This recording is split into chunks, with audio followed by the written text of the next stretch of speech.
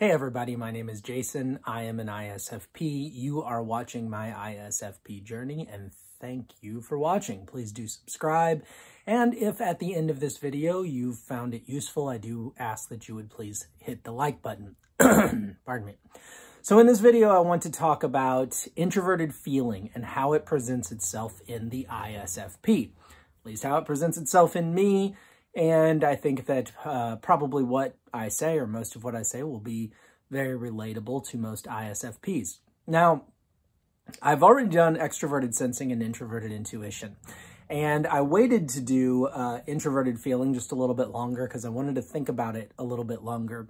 Because even though it's my hero function, or you might say my dominant, primary, lead function, it's a little harder for me to recognize. It's a little harder for me to talk about.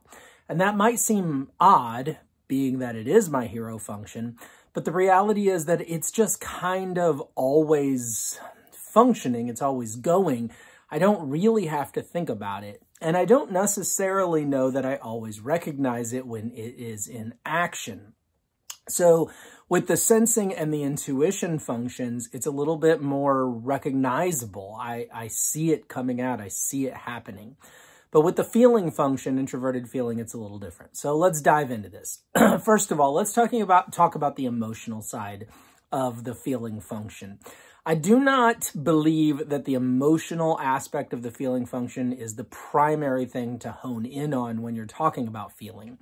I believe that the primary thing that we should hone in on and understand as being a huge part of the feeling function, extroverted or introverted, is making value judgments, deciding what I believe is right or wrong, what I believe is good or bad, and what I believe is valuable or worthless. And I'm going to get to that in just a moment. But there is an emotional side to it. People with a feeling function higher in their function stack might show their emotions more than than those with it in their inferior function. So I will say that from a feeling standpoint, as it relates to emotions, I don't really have a big problem with showing my emotions. And in fact, sometimes they come out when I don't want them to. But where I think the introverted side of the feeling function comes out is that I'm not really swayed by other people's emotions much. So people around me could be crying. It's not necessarily going to make me cry. There could be a great emotional swell going on around me. It's not necessarily going to have a huge impact on me. But when something does hit me and make me cry, I'm not afraid to do it. When something does get me emotional in some direction, whatever it may be, I'm not particularly ashamed or afraid to show that. Now, I think I probably was a little bit more when I was younger. So, you know, this could vary in different ISFPs depending on age and experience and everything else. I mean, I'm sure that if you grew up with a parent that said, hey, you know, suck it up, buttercup, don't cry in front of me, then yeah, you might go through your whole life less likely to show that emotion, even though you may have that lead FI, okay? I'll give you a really good example of what I mean by the emotion of the group doesn't really push me in one direction or the other. I like to go to hockey games, and even though that's a very emotionally charged environment, and I do get excited at the times when one should get excited, right? A goal is scored and whatnot. I'm pretty well even keel at amongst 20,000 people that are all, you know, I'm not really much different there than I am anywhere else. Now, I have a child who has extroverted feeling as his inferior function, and we took him to a Blues game one time, and he literally like broke down because of the emotion. I mean, the emotion of 20,000 people sort of bled into him, and it came out then. So in him, that extroverted feeling, especially in the inferior spot, was really affected dramatically by the emotion of the group around, the 20,000, you know, screaming fans. But for me, you know, I mean, I'm happy to be there, love the game and all that, but I'm just not swayed by that. I'm pretty even keel in my emotions whenever it's an emotionally charged situation around me. But I can get emotionally charged completely on my own, whether anyone else is emotionally charged around me or not. Just today I was listening to a song and it got me thinking about some things, and, you know, it swelled up in me and my emotions took over, and I started to shed a little bit of a tear. And I was in the living room with my family, and they're just like, you know, doing their thing, and the song doesn't really have the same impact on them that it does on me. But, you know, I didn't need the emotions of the group around me to be anything for it to affect me. Now, let's move on from that aspect of introverted feeling to really what I believe is the heart and soul of this function. And that is making value judgments, making worth judgments, making moral judgments of right and wrong, good and bad. Where introverted feeling really shows up in the ISFP, at least from my standpoint, and I'm sure many will relate to this, is that when I have concluded that a thing is good or valuable, I'm not saying that I won't listen to what other people have to say. I'll listen to the judgments of others. I'll listen to the judgments of the group, especially if the group is made up of people that I generally respect and trust. But if I have come to the conclusion that something is right, good, true, well, I don't really want to say true, because true and false really is in the realm of thinking. But if I have come to value it as being of great worth, that I have said this is a good thing, then it's going to be pretty hard to move me off of that. I come largely to my own conclusions. It's not to say that I don't take in information and listen to the advice of others and hear what people have to say, but when I've concluded that something is valuable or true, you're pretty much not gonna move me off of that. I'm not necessarily going to go around banging other people over the head with what I think, trying to make them see my way, but I'm also not going to be swayed very much when people are banging me over my head, trying to get me to see their way.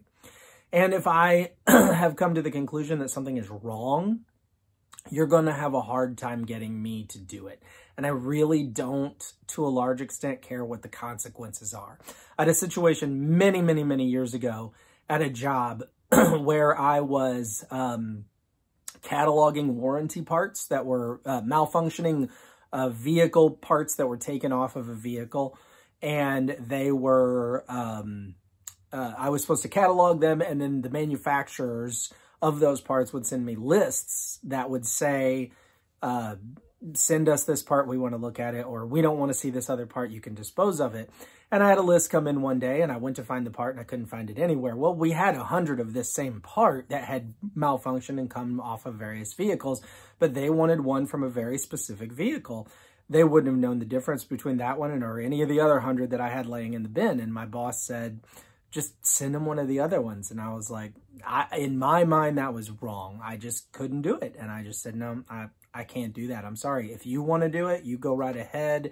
But I can't do that. Now, that's just a small example. I'm sure there are plenty of people who don't have introverted feeling as their lead function who would do exactly the same thing. But I'm just sort of using that as a little bit of an anecdotal story so that you can kind of get the gist of what I'm saying.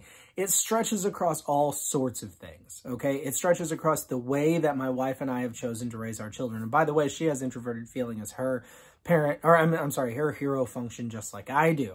So when the two of us have come to an agreement on something, you know, there's no moving us. We're heels dug in the sand, and you're not going to change our mind. So when it comes to, you know, what we believe metaphysically, when it comes to the way we choose to raise our children, when it comes to all of these different ideas and viewpoints and the way we choose to live our lives, we don't really get all that affected by whether or not the group is willing to sign off on our choices. And that is true, even though in many cases, the group may be our friends. It may be people we trust. It may be our family. It may be people whose opinions in general we value. We do value their opinion, but where their opinion comes at odds with our opinion, it just doesn't really matter. We're not going to get all worked up over it. We're not going to necessarily get angry about it. We're just going to be like, no, you know, I'm not changing my mind on this. This is what I believe. This is what I value. And you can't push me off of that. And that's really what introverted feeling is all about. But having it as my hero function, I realized that I just kind of go through life saying, I value this, I don't value that. This is good, this is bad, this is good, this is bad, whatever. And I realize also that I'm not really taking anyone's input on that. I'm largely just making that decision on my own. Oh, you know, I've considered this is good, I've considered that, that's bad. This is of great value to me, I'm going to hold on to that. That's worthless, I'm trashing that, it's of no value. And I'm going through life constantly making these good, bad judgments. This is worth something, this is not. This is worth something, this is not. Here's an idea I want to hang on to. I don't care about this idea, I want to throw it away. And all along the way, there might be people standing beside me going, but wait, aren't you need to think about, wait, haven't you? And I'm just like, nope, I already know, I'm good. I know what I want to do with that. I know that that's trash to me. And I'm not really listening to other people. I'm not necessarily taking into account what they have to say. Just because my friends value it doesn't mean I will. And the fact that my friends don't value it will not prevent me from valuing it, whatever it is, okay? So, you know, where I'll be interested to see if I get any comments on this, because I'm going to say something that to me might sound controversial. I'm not sure if it will be or not.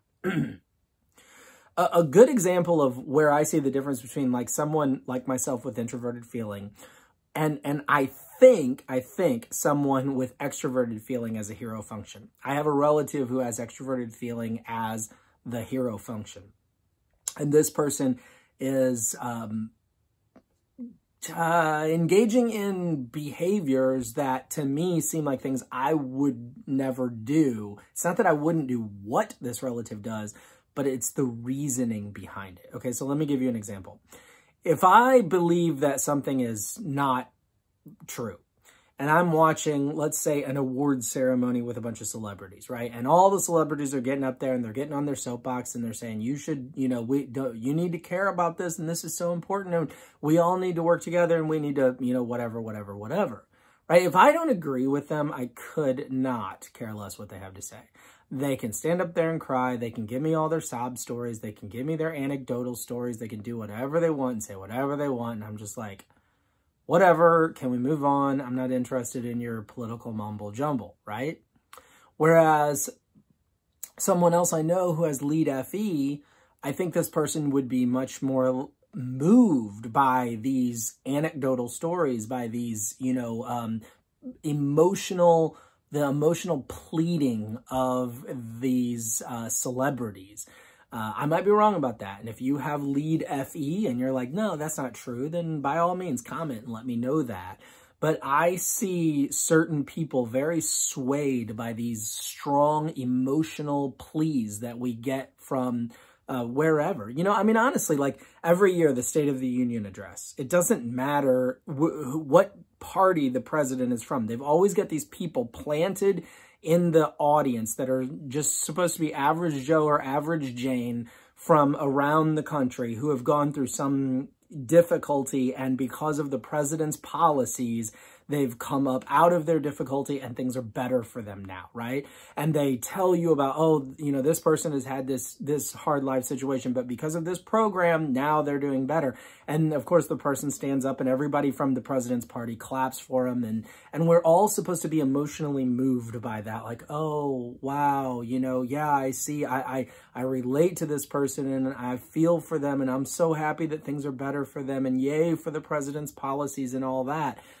And the fact that they continue to do it every year tells me that it must work on some people. There must be people that are moved by these kinds of stories. And I can't help but think that they're people with extroverted feeling very high in their function stack. Because I don't have that. I'm just kind of like stone cold sitting there going, whatever. I don't, you know, it doesn't resonate. Don't care.